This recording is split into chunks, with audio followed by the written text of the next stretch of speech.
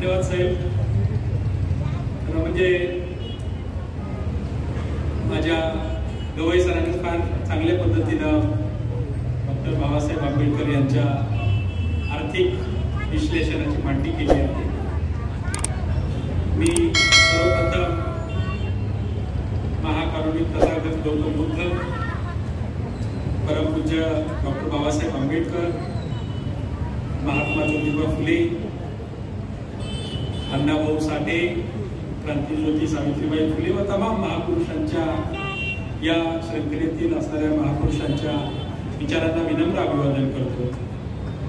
आता जे सांगितलंय की बाबासाहेबांचे विचार तो अलीकडचा डायलॉग झुकेगा नाही झाला, अशा प्रकारे म्हणजे पॉप्युलर लँग्वेज मध्ये कसे मांडता येतील ते आपण बघण्याची आवश्यकता आहे. या कार्यक्रमाला मला अतिशय सन्मानानं आणि पुन्हा पुन्हा फोन करून उपस्थित राहण्यास आपले विनोद भाऊ चांदमारे आणि या कार्यक्रमाची जी संयोजन समिती आहे, गायकवाड साहेब आहेत, त्या सर्वांना मला या कार्यक्रमाला उपस्थित राहण्यासाठी जे निमंत्रण दिलं, सन्मान केला, मी त्याबद्दल तुम्हाला सर्वांचा आभारी आहे.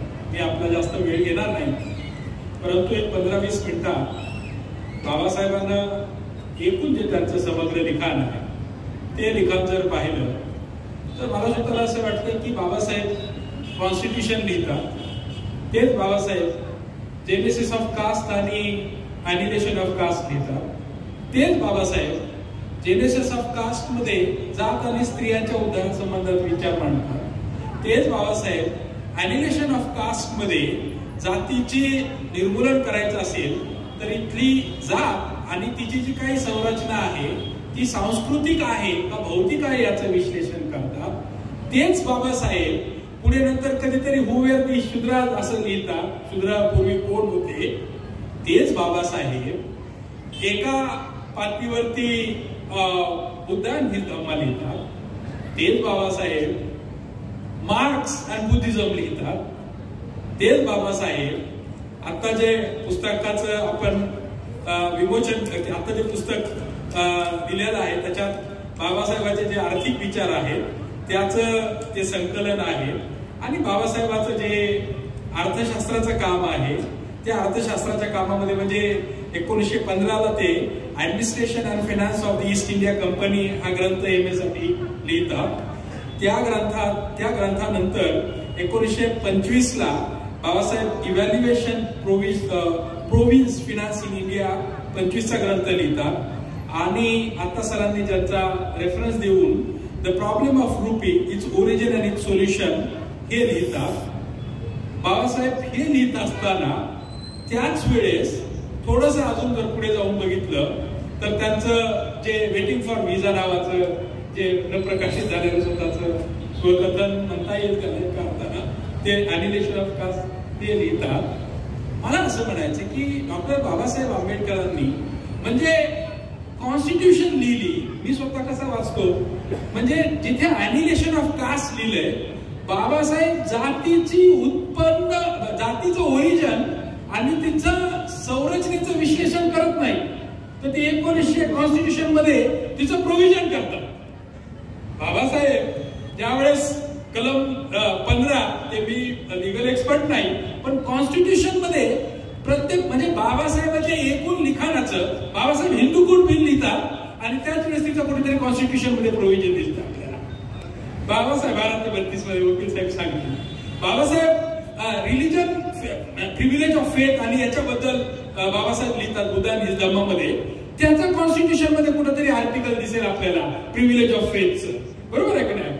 मला स्वतःला असं म्हणजे वाटतं की बाबासाहेबांचं एकूण जे विचार विश्व आहे ते विचार विश्व या व्यवस्थेमधला माणूस, जात व्यवस्था, वर्ग व्यवस्था, एकीकडे रेस आणि कास्ट बद्दल बाबासाहेब लिहितात आणि सांगतात की रेस आणि कास्ट आणि तिचं जे काही एक्सक्लुजन आहे हे जरी सारखं असलं तरी भारतामध्ये एका रेसच्या 6000 कास्ट आहेत. मी काल त्याच्यावरती बोलत होतो. आणि अमेरिकेमध्ये न्यू जर्सी, न्यूयॉर्क आणि कॅलिफोर्नियामध्ये आपलं जसं पिंपरी चिंचवड महानगरपालिका आहे तसं तिथल्या सिटी काउन्सिलला कास्ट मॅन्युअल तयार करायचं आणि तिथल्या लोकांना कास्ट काय हे समजून घ्यायचं. अमेरिकेमध्ये, भारतामध्ये बाबासाहेबांनी सांगितलेलं आहे, अमेरिकेमध्ये त्या परिभाषेची उपयुक्तता आहे, पण फॉरेन लँडमध्ये कास्ट कशी आहे असं म्हणतात ते. त्यावेळेस मला म्हणावं, म्हणजे आपल्याला सरांनी सांगितलं ते की एकूण बाबासाहेबांची जी काही विचार संपदा आहे, ती विचार संपदा मला सुद्धा असं वाटतं की ती कुठेतरी कनेक्ट होती. म्हणजे बाबासाहेब ज्यावेळेस ॲनिलेशन ऑफ कास्ट लिहितात त्यावेळेस त्याच्या अगोदर बाबासाहेब जेनेसिस ऑफ कास्ट मध्ये जातीचं संस्करण आणि विवाह संस्थेचं मूळ सांगतात आणि ॲनिलेशन ऑफ कास्ट मध्ये म्हणतात की जात भौतिक नाही, ती सांस्कृतिक आहे. कारण जातीचा जो काही सांस्कृतिक विचार आहे तो सांस्कृतिक विचार हा इथल्या जे काही रिलिजियस क्लबचर असा शब्द वापरलेला आहे त्यांनी त्या संहितेने तयार झालेला आहे. म्हणजे माझा मुद्दा असा आहे की डॉक्टर बाबासाहेब आंबेडकर यांचं हे जे काही टप्प्याटप्प्यातलं लिखाण आहे, पण त्याचं सूत्र एक आहे, म्हणजे कॉन्स्टिट्यूशन हे त्याचं अंतिम टोक आहे. परंतु आपल्याला फक्त कॉन्स्टिट्यूशन मधले बाबासाहेब सांगून जमणार नाही, तर सोशल थॉटचे बाबासाहेब सांगणार. बाबासाहेब ज्यावेळेस कॉन्स्टिट्यूशन लिहितात त्यावेळेस ते ॲनिलेशन ऑफ कास्ट लिहितात हे म्हणावं लागणार आहे. बाबासाहेब ज्यावेळेस RBI आणि फायनान्स कमिशनची निर्मिती करतात त्यावेळेस त्यांचं 1915चा लंडन स्कूल ऑफ इकॉनॉमिक्सचं काम आहे, ते आपल्याला LSEचं काम सांगावं लागणार आहे. त्याच्यानंतर evaluation of province finance in India मधलं आपल्याला बाबासाहेबांचं काम सांगावं लागणार आहे. माझा मुद्दा असा आहे की हे जे काही बहुआयामी लिखाण आहे, वैचारिक संकलन आहे, त्याच्या अनुषंगानं मी काही अर्थतज्ञ नाही किंवा लिगल एक्सपर्टही नाही, परंतु डॉक्टर बाबासाहेब आंबेडकर यांच्या विचाराचा अभ्यासक आहे आणि त्या अनुषंगानं बाबासाहेबांचे आर्थिक विचार आणि या राष्ट्र निर्मितीचं काम कसं झालेलं आहे हे आपल्याला बघावं लागणार. मला सुद्धा असं वाटतं की सरांना फार उत्तम पद्धतीने सांगितलं आहे, परंतु बाबासाहेबांनी जे प्रॉब्लेम ऑफ रुपीज मध्ये सांगितलेलं आहे की हे जे काही विनिमय मूल्य जे आहे त्याचा काही ताळमेळ नाही. म्हणजे आज आपल्याला जर ऍपलचा फोन घ्यायचा असेल तर तो 20,000 रुपये कमवणाऱ्या माणसाला परवडत नाही, 10 लाख रुपये महिना घेणाऱ्या माणसाला कमवतो. म्हणजे अमेरिकन प्रॉडक्ट आजचं इतकं महाग आहे की ते भारतीय कमाई करणाऱ्या माणसाला घ्यायला परवडत नाही. परंतु त्याच वेळेस आपण जर कोरियन आणि साऊथ ईस्टचे प्रॉडक्ट जर घेतले, जर सॅमसंग मोबाईल घेतला तर भारतीय अर्निंग मधल्या माणसाला ते घ्यायला परवडतं. त्याच्यामुळे बाबासाहेब इथलं गोल्ड म्हणजे एक्सचेंज व्हॅल्यूचा ज्यावेळेस विचार करतात त्यावेळेस इथल्या गोल्ड आणि सिल्वरचा विचार करतात. ज्यावेळेस एक्सचेंज व्हॅल्यू मध्ये गोल्ड आणि सिल्वर आणि जी त्याला फिटेस्ट कम्युनिटी असा शब्द वापरला आहे त्यांनी, यांच्या विनिमयाचा विचार करतात. त्यावेळेस बाबासाहेब भारतामधली जी आर्थिक संरचना आहे, जी मेडिवल काळात काय होती, जी कॉलोनियल टाइम मध्ये काय होती ब्रिटिशांच्या काळामध्ये, आणि तिचं टॅक्सेशन आणि त्या टॅक्सेशन मधली असणारी इनइक्वॅलिटी सांगतात. टॅक्सेशन मध्ये असणारी इनइक्वॅलिटी सांगत असताना किंवा ब्रिटिशांना लादलेलं इथलं जे टॅक्सेशन आहे ते टॅक्सेशन आणि जमीनदारी रयतवारी याचा बाबासाहेब संबंध सांगतात. जमीनदारी आणि रयतवारीचा संबंध सांगताना बाबासाहेब काय म्हणतात, भारतात सिलिंग ऍक्ट नंतर परिस्थिती बदललेली नाही. आजही एका माणसाकडे 100 एकर आहे आणि त्या 100 एकर राबणारे, त्या 100 एकर वर राबणारे आजही 10 कुटुंब 2-2 पिढ्या 3-3 पिढ्या बसले लागतात. म्हणजे एक कुटुंब 100 एकर जमीन स्वतःच्या ताब्यात ठेवतं आणि त्याच वेळेस ते आज जरी बलुतेदारी नसेल किंवा आज जरी बाउंडेड लेबर सरकार रेकग्नाइज करत नसेल तरी जातीचं श्रम जे आहे ते तसंच टिकून. देशामध्ये जे कास्ट लेबर हा बाबासाहेबांना शब्द वापरलेला आहे, जात श्रम. बाबासाहेबांना बलुत्याचं काम सोडून द्या असं का सांगितलं? बाबासाहेबांना बलुत्याचं काम सोडून द्या याच्यासाठी सांगितलं की बाबासाहेबांना जात श्रम हा जातीनं दिलेलं जे श्रम जे आहे ते या व्यवस्थेतल्या माणसाला पूर्वाश्रमीचा अस्पृश्य ठेवतं. आपण सांगितलं तसं मान मार ढोर कामार ताली तोड म्हणजे जातीचं श्रम जे आहे ते माणसाला कलंकित करतं. जो माणूस त्यावेळेस गाव झाडायचा तोच माणूस आज म्युनिसिपल कॉर्पोरेशनच्या नाल्या झाडत असेल आणि नाल्या माणसं त्याच्यापासून आजही दूर जातात. म्हणजे बाबासाहेबांना जात श्रम जे आहे ते जात श्रम इथल्या व्यवस्थेला कलंकित करतं असं सांगितलेलं आहे. त्याला त्यांनी स्टिग्मा असा शब्द वापरलेला आहे. आणि जी माणसं जात श्रमाने कलंकित झालेली माणसं आहेत ती माणसं मानखंडनेचं जीवन जगतात. त्याला ह्युमिलेशन असा शब्द वापरलेला आहे. म्हणजे बाबासाहेबांना जी माणसं गावकीचं काम करतात, जी माणसं हीन दर्जाचं काम करतात, त्या माणसाच्या सामाजिक आणि सांस्कृतिक जगण्यामध्ये, वैयक्तिक आणि सार्वजनिक जीवनामध्ये कलंकित भावना निर्माण होते. आणि जो माणूस कलंकित भावना निर्माण झालेला माणूस सार्वजनिक किंवा वैयक्तिक आयुष्यात जीवन जगतो तो माणूस स्वाभिमानाचं जीवन जगू शकत नाही असं बाबासाहेब सांगतात. आणि जी माणसं लेबर, ह्युमिलेशन आणि स्टिग्मा, मानखंडना, कलंकित जीवन आणि ज्या माणसाच्या आयुष्यात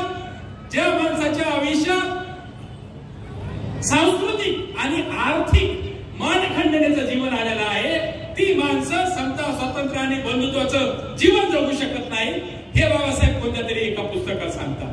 माझा मुद्दा असा आहे की बाबासाहेबांनी ज्यावेळेस टॅक्सेशनचं सांगितलं त्यावेळेस बाबासाहेब हे फक्त टॅक्सेशनचं सांगतात आणि ब्रिटिश सरकारला खणवतात की तुमचं टॅक्सेशन हे इनइक्वल आहे.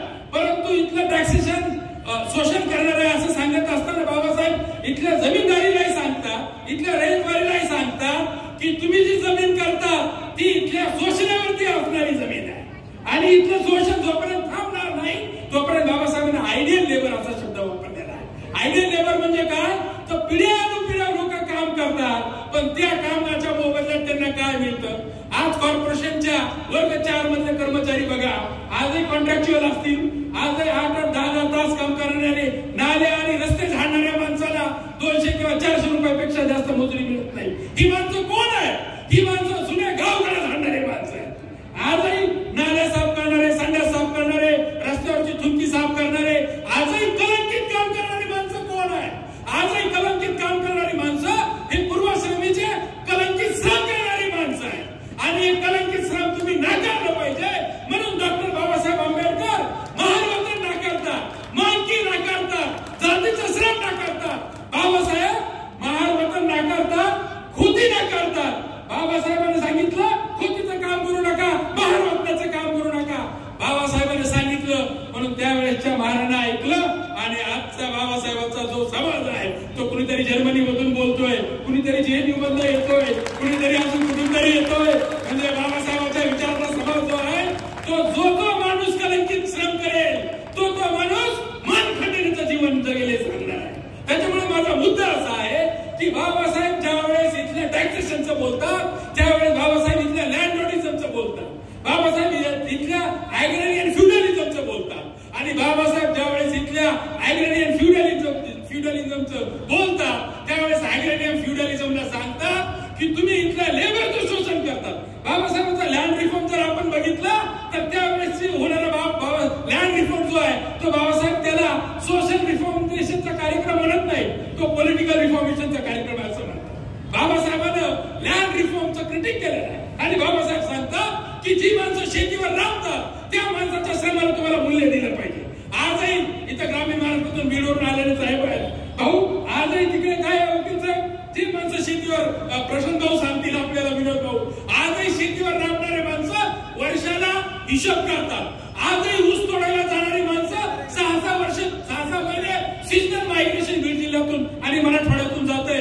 पण आज त्यांची जी दहाडी आहे, वेज लेबर आहे, त्याची काय अवस्था आहे?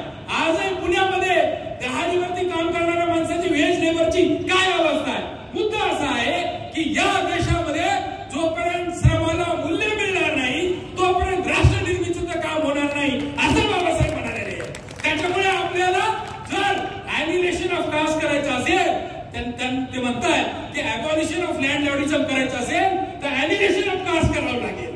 जर आपल्याला जमीनदारी संपवायची असेल तर इथल्या जातीचं उच्चाटन करावं लागणार आहे. आणि जमीनदारी कशासाठी संपवायची आहे तर जमीनदारी इथलं जे काही टॅक्सेशन आहे, ब्रिटिशांनी काय त्यावेळेस बाबासाहेबांनी 1952 नंतरचा टॅक्सेशनचा अभ्यास केलेला आहे. आणि ते सांगतात की 60% पेक्षा जास्त जे कर इथे मिळतो तो जमीनदारीमधून मिळतो. जमीनदारीमधून मिळणारा कर जो आहे तो अनइक्वल आहे. मुद्दा असा आहे की बाबासाहेब म्हणतात की वासातिक ब्रिटिश सरकारनं इथलं जे काही जमीनदारीवरचा कर जरी अनइक्वल लादला असेल तरी इथला कर देणारा जो माणूस आहे तो श्रमाशी संबंधित नाही, तो लेबरिंग क्लास नाही. लेबर तो अनप्रोडक्टिव्ह आहे. महात्मा फुलेने फार चांगल्या सार्वजनिक शेतकऱ्याच्या असूनमध्ये प्रोडक्टिव्ह कास्ट आणि अनप्रोडक्टिव्ह कास्ट असं महात्मा फुले म्हणतात.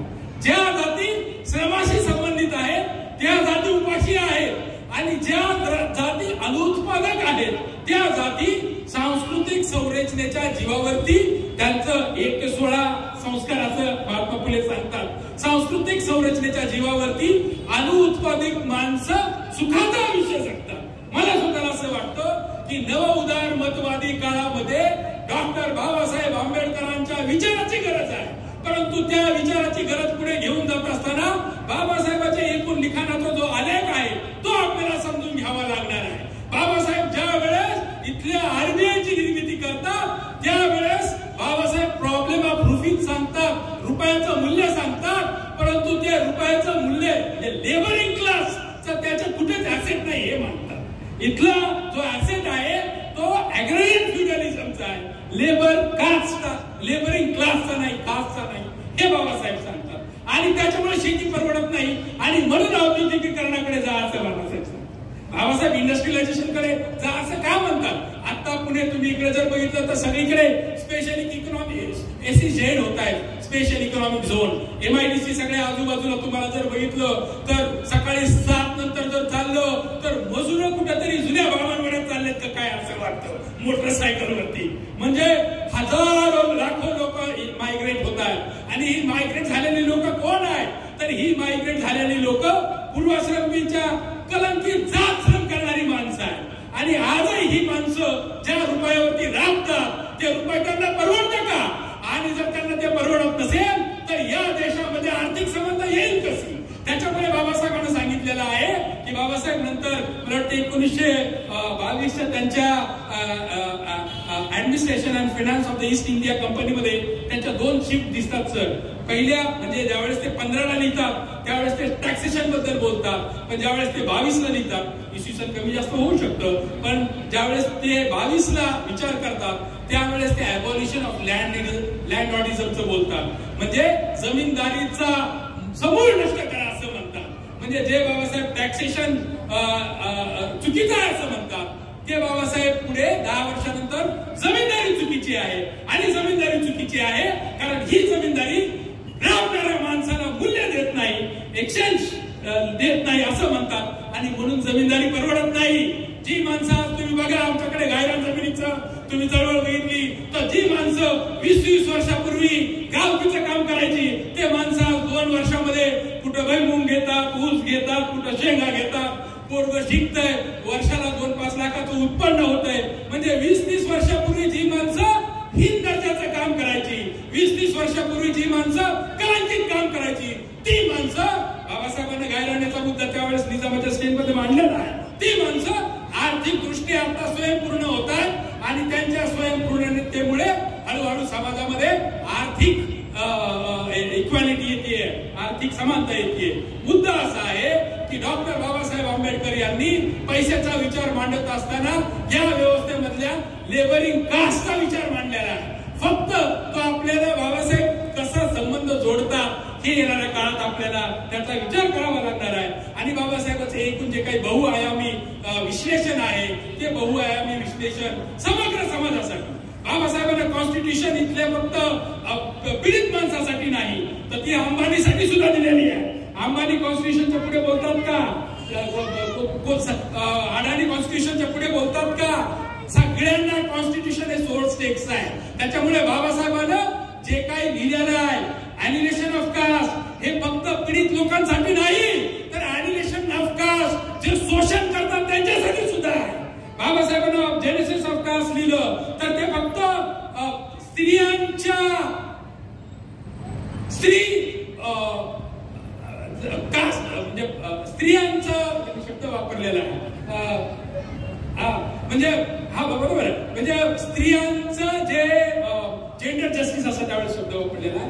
जेंडर जस्टिस नंतर आलेला आहे, पण स्त्रियांचा उद्धार, स्त्री उद्धारांसाठी नाही तर ते पुरुष आणि अतिरिक्त पुरुष म्हणजे आजही आपण 4 लग्न करणाऱ्या माणसाला वाईट म्हणतो का नाही? त्यावेळेस बाबासाहेबांनी सतीच्या प्रथा आणि ते मांडलेलं आहे, म्हणजे इमॅन्सिपेशन आहे का नाही? तर बाबासाहेबांना सोशल इमॅन्सिपेशन मांडलेलं आहे. रिलेशन ऑफ कास्ट मध्ये बाबासाहेब काय म्हणतात? पॉलिटिकल इमॅन्सिपेशन महत्वाचं नाही तर सोशल इमॅन्सिपेशन महत्वाचं आहे. आणि या देशात सोशल इमॅन्सिपेशन काय आहे? तर या देशामध्ये ज्या वर्षानुवर्ष जी माणसं पीडित आहेत, जी माणसं अज्ञानी आहेत, जी माणसं बहिष्कृत आहेत, त्यांच्या वर्तमानपत्राची नावं जरी बघितलं तरी आपल्या लक्षात येईल. मूक नायक, बहिष्कृत भारत, जनतांपुढे प्रबुद्ध भारत होतो. बाबासाहेबांचे टप्पे आहेत. म्हणजे 1920 ला ते जर मूक नायक म्हणत असतील तर 54-56 ला ते प्रबुद्ध भारताकडे जातात. हीच गोष्ट जेनेसिस ऑफ कास्ट 1916-17 आहे. तेच पुढे बुद्ध आणि धम्मा शेवटचं येतं. म्हणजे मला म्हणाले बाबासाहेबांचे हे जे काही टप्पे आहेत, हे टप्पे फक्त तुम्हाला आम्हाला नाही तर या व्यवस्थेमधला जो कोणी वरचा आहे आणि खालचा आहे त्यांनाही समजून घ्यावा लागणार आहे. आणि या राष्ट्राची जर आपल्याला निर्मिती करायची असेल आणि खऱ्या अर्थाने हे राष्ट्र आपल्याला प्रबळ करायचं असेल तर बाबासाहेबांनी सांगितलेलं म्हणजे आजही सुप्रीम कोर्ट दररोज किमान 500-700 केस येतात, पण कॉन्स्टिट्यूशन दररोज बघतात ते. म्हणजे मला लहानपणी ते आश्चर्य वाटायचं, वकील साहेब आजही आश्चर्य वाटते की एक आर्टिकल, किती आर्टिकल आहेत एकूण कॉन्स्टिट्यूशन मध्ये? 395 आर्टिकल. 395 आर्टिकल वरती माणसाचं दैनंदिन जीवन चालतं आणि एका नाही काही शेकडो करोड लोकांचं चालतं. म्हणजे एक पुस्तक जर इथल्या व्यवस्थेला गव्हर्न करणार असेल तर बाबासाहेबांची ही जी काही सगळी ग्रंथ संपदा आहे आणि हा सगळा जो विचार आहे तो माणसाचा सारासार विचार बदलणार आहे आणि बदललेला. म्हणजे पूर्वीचा, मी बऱ्याचदा सांगतो, पूर्वीचा कचरू हा आता धम्म झालेला आहे, धम्म संगीती झालेली आहे. पूर्वीचा दगडू हा आता अशोक झालेला आहे. पूर्वीचा बाबासाहेबांना कॉमन सेन्स बदलला, रिप्लेसमेंट. माझी आर्ग्युमेंटच ही असं आहे की बाबासाहेबांनी ॲनिलेशन ऑफ कास्ट मध्ये जातीचं विश्लेषण केलं, पण बुद्ध आणि धम्मा आणि बुद्ध मार्क्स हे लिहित असताना बाबासाहेब हे कॉमन सेन्सची रिप्लेसमेंटची भाषा बोलतात. म्हणजे ज्या लोकांनी सारासार विचार बदललेला आहे. आता एक लहान मुलगी आली होती आणि मला भाऊने सांगितलं, चांदमारे भाऊनं, की हिला कॉन्स्टिट्यूशन पार्ट आहे म्हणते. 5 वर्षाची मुलगी कॉन्स्टिट्यूशन पार्ट आहे म्हणते. तिचा सारासार विचार बदलला. या देशाचा जर कॉमन सेन्स बदलायचा असेल तर बाबासाहेबांच्या विचाराशिवाय पर्याय नाही. आणि बाबासाहेबांचा विचार, गायकवाड साहेब, फक्त गुड सेन्स होऊन चालणार नाही. आपण सगळे गुड सेन्सची माणसं आहोत. बाबासाहेबांचा विचार हा कॉमन सेन्स करावा लागणार आहे.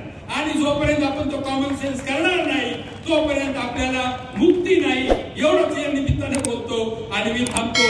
मला बोलावलं त्याबद्दल मी पुन्हा एकदा संयोजन समितीचे आभार